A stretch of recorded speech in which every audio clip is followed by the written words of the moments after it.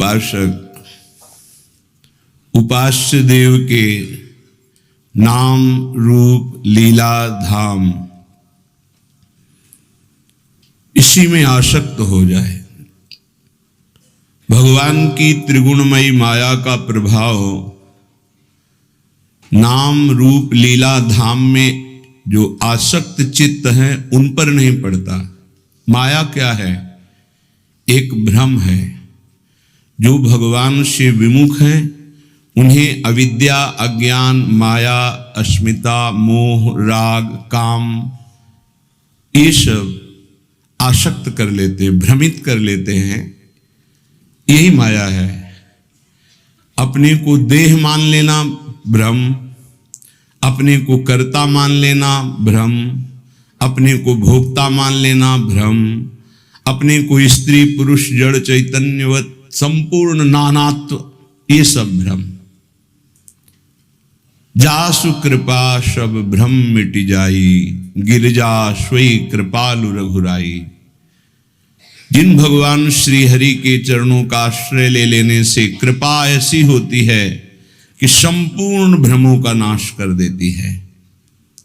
नाम रूप लीला धाम, ये विश्वास कीजिए, संपूर्ण ज्ञान, संपूर्ण प्रेम, संपूर्ण योग इससे प्राप्त हो जाता है। अपने ज्ञान मार्ग में भी चले हैं, योग मार्ग का भी यत्किंचित गुरु कृपा से ज्ञान है, लेकिन जो विश्राम, जो परम लाभ, जो परम सुख प्रियाजू के गोरे चरणारविंद के आश्रय से वो अन्यत्र कहीं भी किसी भी साधन में झलका भी नहीं। 20 वर्ष कभी आंसू आए हों ऐसा स्मरण नहीं है। किसके लिए? वो मैं ही हूं। बड़ा कठोर वैराग्य में जीवन पर कहीं भी वो आनंद नहीं जो अनायास बिना प्रयास के गोरे चरणारविंद के भरोसे पे आने पर हो गया। इसलिए बड़े धन्य भाग हैं जो अपनी श्रवणेंद्री को बचा करके नाम रूप लीला धाम में आसक्त करते हैं चित्त को। नहीं तो ऐसी ऐसी चर्चाएं होती हैं जिनका कोई मूल आश्रित तो नहीं है और साधक भटक जाता है। और भटकते भटकते जब चित्त को निज आनंद नहीं मिलता तो फिर वो भोगों में ही रत रहता है। श्रीपाद प्रबोधानंद जी महाराज कह रहे हैं, बहुत ग्रहण करने योग्य बात, स्वकर्म स्रोतो भी सततमभितश्चालित ममुम प्रभो जीवम यत्र क्वचिदपि नयात्यंत विवशम परंत्वे त्वावन्मे भवतु भव दुखार्दित हृदोप्याविश्रांतम वृंदावन पद परिवास्तु रसना। ये सबके लिए बहुत ग्रहण करने योग्य बात है। कोई कोई श्लोक होते हैं स्थिति प्रज्ञ के लिए ही, कोई होते हैं धाम वासी निष्ठावान के लिए। ये श्लोक सार्वभौम सबके लिए है। कह रहे हैं स्वकर्मो स्रोतो भी सततम वितश्चालित ममुम। प्रभु मैं आपसे और कोई चाह नहीं रखता, एक बात केवल प्रार्थना कर रहा हूं, स्वकर्म स्रोतो भी, हमारे कर्म के परिणाम में हमें जहां भी रखा जाए। बहुत सुंदर बात है सबके लिए, क्योंकि सब कोई अखंड ब्रजवास या वृंदावन वास नहीं कर सकते। बड़ी बंधनमयी वृत्तियां हैं, कई कर्तव्य कर्म हैं, कई धर्म हैं, कई समस्याएं हैं, और सब कोई ऐसे भाव वाला भी नहीं हो सकता है। लेकिन सबको भगवत प्राप्ति करने का अधिकार है, सबको भगवत प्रेम प्राप्त करने का अधिकार है। तो कैसे प्राप्त हो? बहुत सुंदर इसमें ग्रहण करने योग्य बात सार्वभौम सबके लिए है। पहली बात तो यह समझना है, इस विश्व ब्रह्मांड में भगवान और भगवान के भजन के सिवा कोई तुम्हारे कर्म का नाश नहीं कर सकता। इसे दिमाग में लिख लो, चाहे डायरी में लिख लो, चाहे हृदय में बैठा लो। कोई भी त्रिभुवन में भगवान और भगवान के भजन के सिवा ऐसा नहीं जो तुम्हारे कर्मों को विध्वंस कर दे, कोई नहीं है। एक बार महर्षि ब्रह्म ऋषि विश्वामित्र जी ने त्रिशंकु जी के कर्म विधान को मिटाने की कोशिश की और कहा तुम्हें जो वशिष्ठ जी नहीं प्रदान कर सके वो मैं प्रदान करूंगा। और अपने मंत्र बल से, तपोबल से उन्होंने स्वर्ग भेजा। अनाधिकारी का स्वर्ग में प्रवेश नहीं होता है।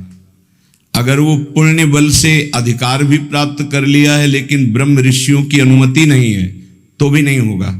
वशिष्ठ जी ने नकार दिया था त्रिशंकु को, विश्वामित्र जी ने भेजा, वहां से धक्का लगा के वापस किया गया। वो खोपड़ी के बल उल्टे टंग गए। तो उनका रुको मैं नई सृष्टि प्रकट करता हूं। उन्होंने कुछ नई सृष्टि की रचना शुरू की। जिस तप बल का संग्रह कर रहे थे, मेनका ने आके उस सारे तप बल को चौपट कर दिया। उन्हीं से शकुंतला का प्रादुर्भाव हुआ, जिससे दुष्यंत पुत्र महान बलशाली भारत भाग्य विधाता प्रकट हुए हो। भरत जी उनका नाम, जो बाल्यावस्था में अश्व संचालन विद्या, राज्य विद्या सब ऋषियों से सीख चुके थे, संपूर्ण राज्य विद्याएं, और सिंहों के बालकों के साथ बलपूर्वक युद्ध करते थे। मेनका अप्सरा ने कुछ ही मिनट में उनके मन को अधीन करके सारी शक्ति क्षीण कर दी। आज भी त्रिशंकु उल्टा टंगे हुए हैं शास्त्र विधान के अनुसार। कोई किसी के कर्म को मिटा नहीं सकता, केवल भगवान और भगवान का नाम जप भजन ये बैठा लो। चाहे जहां भाग के चले जाओ, माया के नाटक के सिवा सत्य वस्तु केवल श्री भगवान है। वो खुद अपने श्रीमुख से कह रहे मामेव ये प्रपद्यन्ते माया में ताम तरंतिते। इसमें किसी का कोई तर्क काम नहीं करेगा। ऐसा सामर्थ्यशाली कोई नहीं हुआ जैसे भगवान वशिष्ठ हुए, कोई सामर्थ्यशाली नहीं हुआ। ऐसा सामर्थ्यशाली कोई नहीं हुआ जैसे सदानंद जी हुए, जो विदेहराज जनक जी की गुरु पदवी पे विराजमान थे। लेकिन भगवान ने लीला करके दिखाई। दशरथ जी का मरण, भगवान का वनवास जाना, सिया जी का हरण, क्या इन महापुरुषों की कुंडली विचारने में कोई कमी रह गई थी? क्या ये सामर्थ्य में किसी भी तरह कम है? क्या ये रचना को बदल नहीं सकते हैं? तो हमारी रचना को कौन बदल देगा जो हमारे भाग्य में लिखा हुआ है? इस शरीर के बनते समय जो भाग्य में लिख गया, जिस अवस्था में जो कष्ट भोगना है वो पक्का है। अगर कोई कम कर सकता और मिटा सकता है तो एकमात्र भगवान नाम और भगवान की शरण, ये आप बिल्कुल स्वीकार कर लीजिए। भटकने की कहीं जरूरत नहीं। किसी भी जंत्र मंत्र तंत्र की ऐसी सामर्थ्य नहीं कि भावी को बदल सके, प्रारब्ध को बदल सके। हां, हरि हैं ऐसे, तुरंत विभीषण पाछे मेला, सन्मुख राम सहयो सोई सेला। भगवान सामने आकर करो सदा तिनके रखवारी, जिमि बालक राखे महतारी। इस पे हमारा कोई तर्क नहीं है। वो कर्तुम अकर्तुम अन्यथा कर्तुम है, वो सब कुछ बदल सकते हैं। बस एकमात्र भगवान और उनका भजन। स्वकर्म स्रोतो भी, हरिवंश महाप्रभु कह रहे हैं, हित सजनी स्वरूपा है। यत्र यत्र मम जन्म कर्म भीर, मेरे कर्म के अनुसार जहां जहां मेरा जन्म हो, चाहे वो नरक भेजो चाहे परम पद भेजो, मुझे इसकी प्रार्थना आपसे नहीं है। यत्र यत्र मम जन्म कर्म भी नारके परमे पदे थवा। बस इतनी प्रार्थना है लाडली जू कि जहां जहां मेरा जन्म हो कर्म के अनुसार, या जहां जहां आप मुझे भेजे, तो आप हमारे हृदय में अपनी परिकर सहित रहें। ललिता विशाखादि सहचरियों के साथ प्रिया प्रीतम गलवैया दिए मेरे हृदय रूपी निकुंज में, जहां चाहो वहां भेज दो। श्रीपाद प्रबोधानंद जी यहां कह रहे बहुत स्वीकार करने योग्य है, मंगल हो जाएगा। स्वकर्म स्रोतो भी, हम आपसे प्रार्थना नहीं करते कि हमारे कर्मों के परिणाम का नाश कर दो, मत करो। सतत मभिस तश्चालित ममुम, मेरा कर्म मुझे प्रेरित करके जहां रख रहा है, कर्म के अनुसार ही वास मिलता है, कर्म के अनुसार ही आहार विहार, कर्म के अनुसार ही उसको दुख सुख का भोग, बड़ा कर्मों का जाल है। जहां जहां मुझे कर्म के अनुसार जन्म मिले, जहां जहां कर्म के अनुसार रहना पड़े, प्रभो जीवम यत्र क्वचिदपि नयात्यंत विवशम, ये जीव कर्म के फंदे में फंसकर विवश हो गया है, उसको भोगना पड़ेगा। अवश्य में भोक्तव्यम कृतम कर्म शुभाशुभम। भाग लो इस जाल से, बच जाओगे। हरि शरणम, भगवान की शरण में हो जाओ तो बचा लेंगे। इस जन्म में जो दुख सुख आवे भोग लो, आगे बिल्कुल निर्विकार परम पदवी के अधिकारी बन जाओगे। ये क्यों में करके वर्तमान के दुख को मिटाने के लिए आप इधर उधर भटकने की कोशिश मत करें। जहां हो वहीं नाम जप करो, फिर आप चमत्कार देखो। भले थोड़ा दुख आवे सह लो, आगे तुम्हारा बड़ा मंगल हो जाएगा।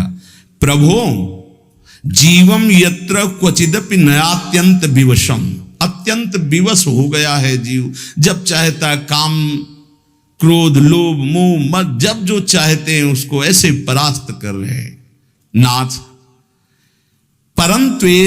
परंत्वेतान वन में भवत भव दुखार्दित हृदय प्याविश्रांतम वृंदावन पद परि वास्तु रसना। क्या मेरी एक प्रार्थना सुनी जाएगी? ध्यान देना, ये बात ध्यान देने की है। जहां मैं रहूं, भारी दुख पड़े, मैं आपसे प्रार्थना नहीं करता कि मिटा देना, कर्म के अनुसार मुझे भोगने दो, पर एक कृपा कर दो। मेरी जिह्वा निरंतर वृंदावन में जिनका यश गूंज रहा है, वो राधा राधा राधा, वृंदावन वृंदावन वृंदावन ऐसा पुकारती रहे। ए भाई, बड़ी सार की बात है। इसमें क्या है? राधा राधा राधा आप उच्चारण करोगे, फिर आपको कोई दुख परास्त कर सके असंभव।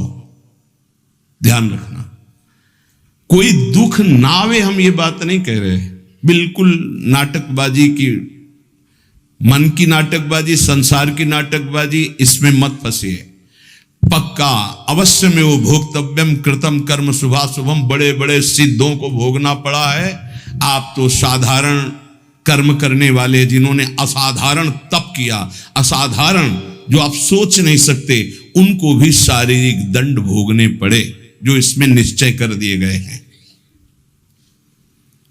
नाम यदि चल रहा है तो दुख का अनुभव नहीं होगा, ये बात ध्यान रखना। दुख की व्यथा नहीं होगी, असाध्य रोग, भारी कष्ट, भारी विपत्ति, लेकिन आपके आनंद में फर्क नहीं पड़ेगा यदि आपकी जिह्वा में राधा राधा।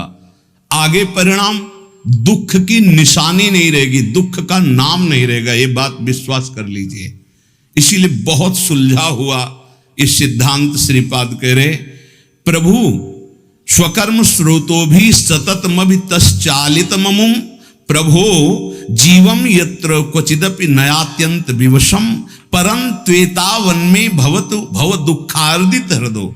मैं दुखित हृदय से कह रहा हूं, जहां मेरा जन्म होने दो, जो मुझे भोगना है निश्चित भोगने दो। भाई एक कृपा कर दो कि वृंदावन में डाल डाल पात पात में, वायु के प्रवाह में भी, पशु पक्षियों के मुख से भी जहां राधा राधा राधा गूंज रहा है, ऐसे वृंदावन में थोड़ी प्रीति हो जाए और हमारी रसना रात दिन राधा राधा राधा ऐसा रटे। नाथ इतना तो मुझे दे दो। और इतना मिलने का फल क्या है?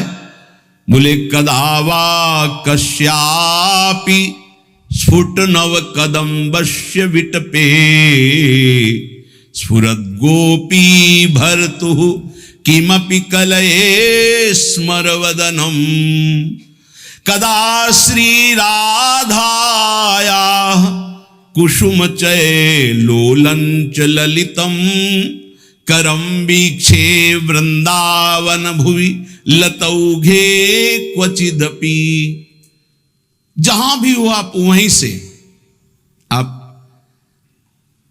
भजन में नहीं हो तो इसलिए विश्वास नहीं होगा। श्रीपाद करें कहीं भी हो गए, वृंदावन तुम्हारे ऊपर कृपा करेगा। पर यह जरूर है, पहले महापुरुष बाद में प्रिया प्रीतम, ये पक्का। ये ध्रुव सिद्धांत है। जब कभी किसी को प्रिया प्रीतम का साक्षात्कार होना होगा तो पहले रसिक महापुरुष का दर्शन होगा, और जब रसिकों के दर्शन होने लगे तो जान लेना धाम और धामी दोनों का सानिध्य मिलने वाला है। वो उपासक देखता है अचानक एक कदम्ब का वृक्ष है, सुंदर चौकी है, पुष्प बिछे हुए हैं, और लालजू कदम्ब की डाल पकड़े हुए देख रहे हैं किधर, कदावा श्री राधाया कुसुम चय लोलंच ललितम। आह, नेत्र लोलायमान चंचल हो रहे हैं प्रीतम की तरफ और पुष्प का चयन कर रहे हैं श्री जी। ऐसे दोनों युगल सरकार कदम्ब के वृक्ष पर डाल रखे हुए लाडली जू की तरफ लालजू देख रहे हैं, और लाडली जू सुंदर कुसुमों को पुष्पों को चयन करती हुई बीच बीच में चकोरी की भांति लालजू की तरफ देख रहे हैं। क्या मैं ऐसा देख पाऊंगा? श्रीपाद कह रहे हैं ये उस राधा नाम जापक को जहां होगा वहीं उसको दर्शन हो। गीता वाटिका कहां है? गोरखपुर, वहीं से देख रहे हैं भाई जी महाराज, वहीं से राधा बाबा दिव्य लीला देख रहे हैं। भाई जी के प्रसंग में एक आता है कि एक कल्याण पत्रिका अंग्रेजी से छपती थी, कल्याण अंक जैसे निकलते से, तो वो कोई विदेशी पढ़ता था, उसने भाई जी की बताई हुई पद्धति से नाम जप शुरू किया। उसको एक दिन ऑफिस में श्री कृष्ण से बात हुई, वो भागा भागा वहां से गोरखपुर आया, गीता वाटिका भाई जी से मिला और कहा मुझे श्री कृष्ण मिले हैं। भाई जी की तो सिद्ध दृष्टि देखा, हाँ ये तो भगवत साक्षात्कार किए हुए। तो उनका भाई तुम बिना भक्तों के संग के, बिना धाम के ऐसे कैसे तुम विदेश में भगवान का साक्षात्कार? तो उन्होंने बताया हमने आपकी पत्रिका पढ़ी, उसमें नाम की महिमा, और नाम जब प्रारंभ किया तो नाम में सुख मिलने लगा। आपने जैसे जैसे कहा वैसे मैं कर रहा, मुझे श्री कृष्ण मिल गए। भाई जी ध्यानस्थ बैठे, क्या क्या तुमने देखा? वो बोलते जा रहे, भाई जी सही का निशान लगा, हाँ ठीक, हाँ ठीक। विचार कीजिए, वो दूर देश में बैठे हुए बात संत की मान रहा है तो भगवत साक्षात्कार हो रहा है। श्रीपाद कह रहे हैं तुम जहां भी हो, यदि राधा राधा राधा, तो इस कोटि का महाप्रेम में भगवत साक्षात्कार।